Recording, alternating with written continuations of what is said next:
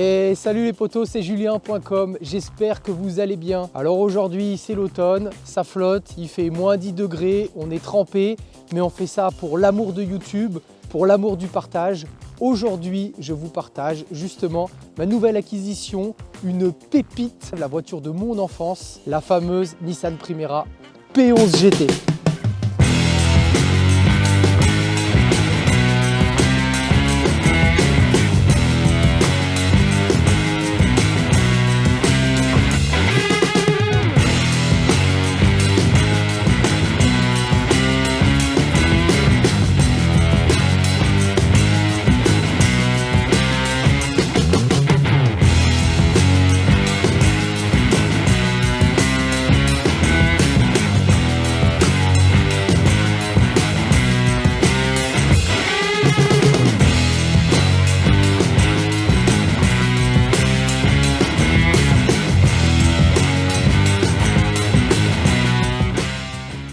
Alors avant de faire le tour de la voiture pour vous montrer un petit peu tous les points forts et tous les points faibles, enfin quelques points forts et beaucoup de points faibles de cette voiture, retour flashback un petit peu en arrière. Pour ceux qui suivent la chaîne et qui ont notamment écouté les podcasts, on a pas mal abordé le sujet de la Nissan Primera. C'est une voiture qui a marqué notre enfance à mon meilleur pote et à moi. Donc j'ai trouvé cette fameuse Nissan Primera P11 GT. Cette voiture vraiment a marqué mon enfance. C'est une voiture pas forcément iconique, un peu méconnue en France, un peu plus connue au Japon. Mais c'est une voiture qui a marqué son temps, notamment dans les divers championnats comme le BTCC, donc vraiment les Touring Championship, où il y avait vraiment des batailles furieuses entre berlines de litres.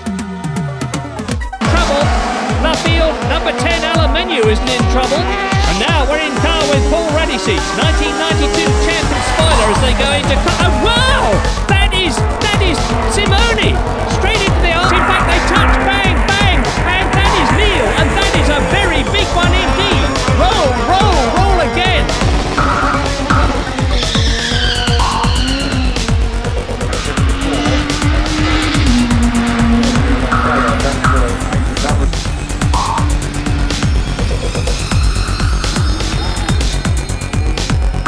C'est vraiment des voitures qui se sont livrées des sacrées batailles entre 90 et on va dire 2000, les grandes années, et elle servait de base et elle était très compétitive. Donc cette voiture à la base, c'est une voiture plutôt berline, plutôt GT, d'où son nom GT. Néanmoins, en termes de performance, on a quand même un 2 litres, 16 soupapes, 150 chevaux, une boîte plutôt courte, une voiture plutôt légère. La voiture fait à peine 1,3 tonne, donc on se retrouve avec un ensemble plutôt dynamique. Malheureusement ou heureusement pour certains, cette voiture et tous les 2 litres de ces années-là ont connu un regain d'intérêt l'année dernière, notamment avec le lancement d'un nouveau championnat qui s'appelle le Super Berlin 2.0, qui est un championnat français. Et parmi toutes les voitures éligibles, il y a toutes les voitures que j'ai citées précédemment, mais il y a aussi cette voiture-là. Donc en 2023, donc cette année, même 2022, ils ont absolument siphonné l'ensemble des voitures en vente sur les petites annonces type Le Bon Coin ou La Centrale, et on n'en trouvait plus. Donc j'ai eu la chance de trouver cette voiture-là. J'ai saisi l'opportunité parce qu'il y avait beaucoup de monde justement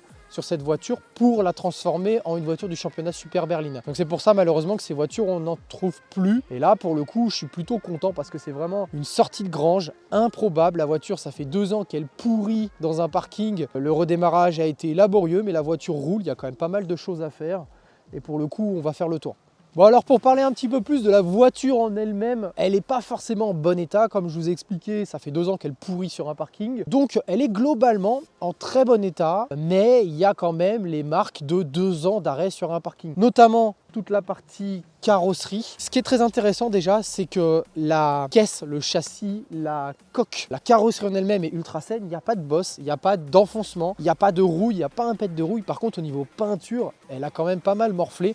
Ça c'est vraiment les UV, le soleil, l'arrêt, l'absence de nettoyage, le chaud, le froid. Surtout qu'on est dans des régions où il neige, il gèle et il fait chaud l'été, donc forcément ça déguste. Et les peintures japonaises sont pas géniales. On voit que c'est un peu passé. Là pareil sur les ailes c'est passé. Et après bon c'est les petites traces d'usure. On voit il y a 2-3 trucs comme ça, 2-3 petits à-coups. Donc au niveau extérieur, bon elle est pas géniale, mais c'est sauvable. Et ça c'est plutôt intéressant. Ça mériterait de faire un petit polish pour voir si tout simplement c'est pas terni par la crasse et derrière c'est pas récupérable. Mais voilà, ça fait quand même d'elle d'un point de vue carrosserie châssis une très bonne base. Au niveau des jantes, elles sont crades, elles sont sales, mais elles sont pas abîmées et elles sont complètes. Et ça c'est plutôt intéressant parce que c'est des jantes qui commencent à être assez complexes à trouver. Ça, c'est plutôt cool. On remarque les petits détails. 16 valves, injection, 150 chevaux. Ça, c'est quand même classe. Derrière, on retrouve Nissan Primera et le beau logo Grand Tourisme. Ça, c'est quand même la classe. Un attache-remorque qui me plaît beaucoup parce que... Bon, ça couine un peu, hein, c'est pas tout jeune. Hein. Mais c'est cool parce que ça veut dire que je peux tracter la Lotus avec. Au niveau de l'intérieur, on retrouve un coffre. Mes amis, vous pouvez cacher 3 morts dedans. La taille du coffre, ça c'est vraiment cool. Banquette rabattable, c'était vraiment une voiture à vocation familiale. Hein. Dans les années 90, il faut se dire qu'une berline de 150 chevaux, c'était une berline de sport. Hein. C'est les voitures qui ont précédé les RS6. Là, j'ai en quelque sorte une mini RS6. Ce genre de grand farceur. Le raccourci est très fort, mais effectivement c'est ça. À l'époque, tu avais 150 chevaux dans une berline 4 portes, et ben tu avais un RS6. Voilà, tu avais plié le game. Au niveau de l'intérieur, très très sympa, et c'est pour ça que j'adore cette voiture, c'est que le style, les amis, c'est années 90. C'est les couleurs violettes, c'est les couleurs un petit peu turquoise, mais j'adore. Moi, ça me fait vibrer, ça me rappelle mon enfance. L'intérieur est vraiment très propre. Donc là, quand on regarde les sièges, on voit quand même la couleur des sièges, là. L'ambiance et puis l'odeur à la japonaise. Et on voit que la voiture est quand même super propre. Pareil, même au niveau du siège à l'avant, c'est quand même plutôt propre, c'est quand même plutôt sain. On retrouve un petit peu tous ces commodos à la japonaise. Il n'y a pas forcément énormément d'options, mais c'est quand même une ambiance vraiment particulière. Le volant, il est un petit peu passé, mais ça, c'est des volants standards, on en retrouve quand même facilement. Après, voilà, elle est complète, hein. Donc ça, c'est plutôt cool. On va passer maintenant à la partie moteur. Bon, effectivement, il y a 2-3 conneries. Hein. Là, effectivement, le câble de la remontée de la vitre, il est pété. Donc c'est une cale en bois qui tient. Bon, bah. Ah! Alors, comment ça s'ouvre ce fourbi? Comme ça. Les amis, appréciez la cathédrale. Ça, les amis, c'est quelque chose. Moteur SR20 DE Nissan. On retrouve ce moteur dans sa version turbo, le SR20 DET, dans tout ce qui est 200SX, S14, Nissan Sunny, GTIR. On retrouve le SR20 DE aussi dans les 100NX GTI.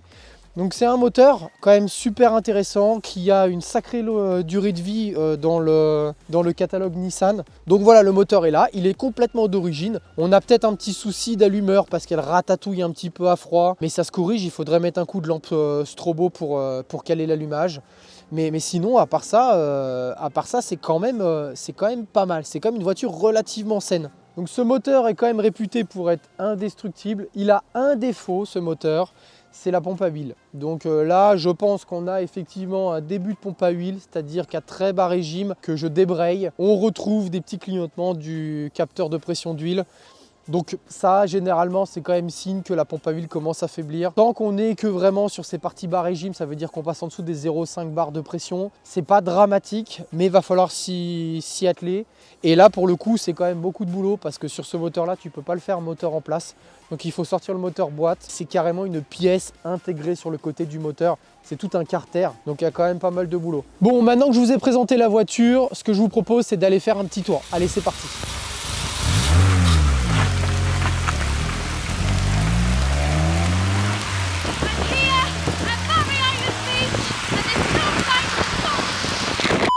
Bon, on est parti pour faire un petit essai de cette voiture sous un temps absolument affreux, totalement anglais. Petit voyant d'huile à bas régime, ça m'inquiète pas plus que ça. Sinon après au niveau conduite, ça se conduit super bien. On sent que c'est une GT, donc ça se manie vachement bien. Le volant est pas droit, mais la voiture tire droit. La commande de boîte est pas super précise, notamment la 2 vers la 3, c'est un peu du chewing-gum, malgré le fait qu'elle soit en mode redémarrage, que ça fait 2 ans qu'elle n'a pas tourné, elle prend quand même bien ses tours. Ça fait absolument aucun bruit, parce que y a catalyseur, il y a 2 ou 3 silencieux.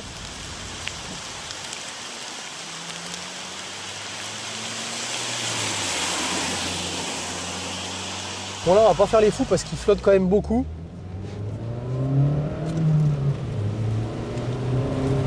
Donc ça prend quand même des tours, hein. Ça pousse. Là on va essayer de tirer un peu.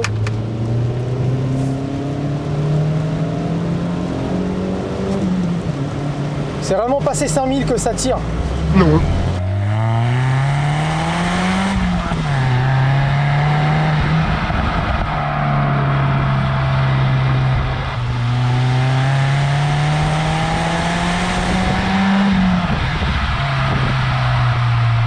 On sent que le moteur est un petit peu enroué à bas régime, normal hein. Elle n'a pas roulé depuis longtemps, mais dès qu'elle passe 5000, elle réaccélère bien. Et c'est là qu'on sent vraiment le potentiel de cette voiture. Mais en tout cas, pour l'instant, elle roule bien. Ça fait le job.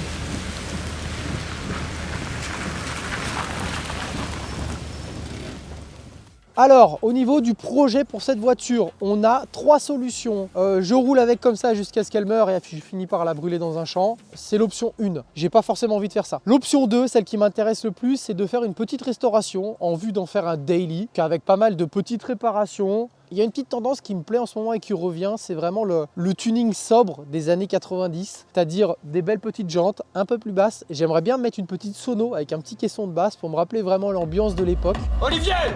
Tu vas me niquer la batterie!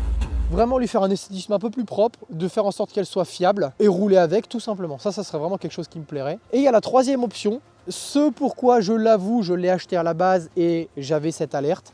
C'était me lancer dans le championnat Super Berline 2.0 en 2024. J'ai toujours eu envie de faire de la compétition, c'est quelque chose qui me plaît. Ce championnat-là avec des petites berlines, je trouve ça vraiment génial. Les coups sont plutôt maîtrisés, seulement ça prend beaucoup de temps. Et je ne sais pas si j'ai le temps de le faire. Donc on va réfléchir, on va se poser, on va prendre le temps. Mais ça serait effectivement la troisième solution. Dans tous les cas, ce qu'il va falloir faire, c'est vraiment finir de redémarrer cette voiture, la fiabiliser. Donc dans le prochain épisode, ce qu'on va faire, c'est un petit peu de mécanique. On va remettre un petit peu en état à l'intérieur, nettoyer tout vraiment un peu plus à fond et lister tout ce qu'il y a à faire. Peut-être qu'on aura même le temps de commencer à démonter quelques parties du moteur. Bon voilà les potos, j'espère que cette nouvelle vidéo vous aura plu. Dites-moi si le projet restauration P11 GT vous excite et vous intéresse autant que moi. N'hésitez pas à me dire en commentaire si vous avez des informations sur ce type de voiture, des choses à savoir. Pour les trentenaires comme moi, je pense que c'est vraiment ce style de voiture qui a marqué notre enfance. Alors, il y a des gens qui sont plus françaises avec les Renault 21, les choses comme ça. Et il y a des gens comme moi qui sont plus orientés japonaises.